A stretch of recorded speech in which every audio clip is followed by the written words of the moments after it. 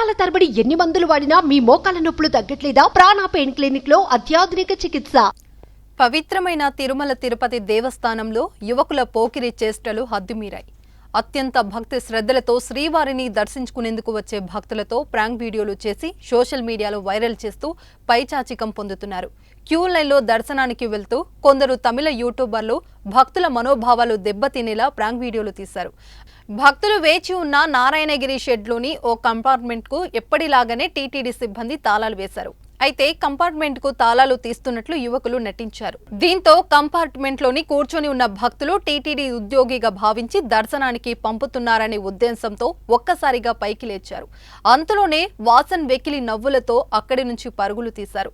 తమిళనాడుకు చెందిన YouTuber TTF Vasan తన మిత్రులతో కలిసి ఈ వీడియోను తీశాడు.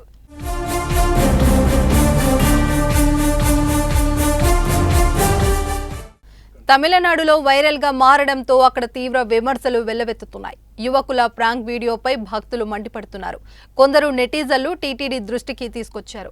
ఈ వీడియోలపై టీటీడీ తీవ్రంగా ఖండించింది. భక్తుల మనోభావాలు దెబ్బతీసేలా ప్రాంక్ వీడియోలు తీయడం హేయమైన చర్య అంటూ అటువంటి వారిపై చట్టపరమైన చర్యలు తీసుకుంటామని ప్రకటించింది. టీటీడీ విజిలెన్స్ విచారణకు ఆదేశించింది. సాధారణంగా నారాయణగిరి షెడ్స్ దాటి వైకుంఠం క్యూ కాంప్లెక్స్ లో ప్రవేశించక ముందే భక్తుల నుండి మొబైల్స్ డిపాజిట్ చేయడం జరుగుతుంది. క్యూ లైన్లలోకి వచ్చే దగ్గర నుంచి దర్శనానికి వెళ్లే వరకు పలు రకాలుగా చెక్ చేసి ఫోన్లు ఉంటే స్వాధీనం చేసుకుంటారు. అయితే వారు ఎలా ఫోన్లు తీసుకెళ్లగలిగారన్నది తెలియాల్సింది. గతంలో ఓసారి ఆలయం లోపల కూడా వీడియో తీసిన వ్యవహారం సంచలనమైంది.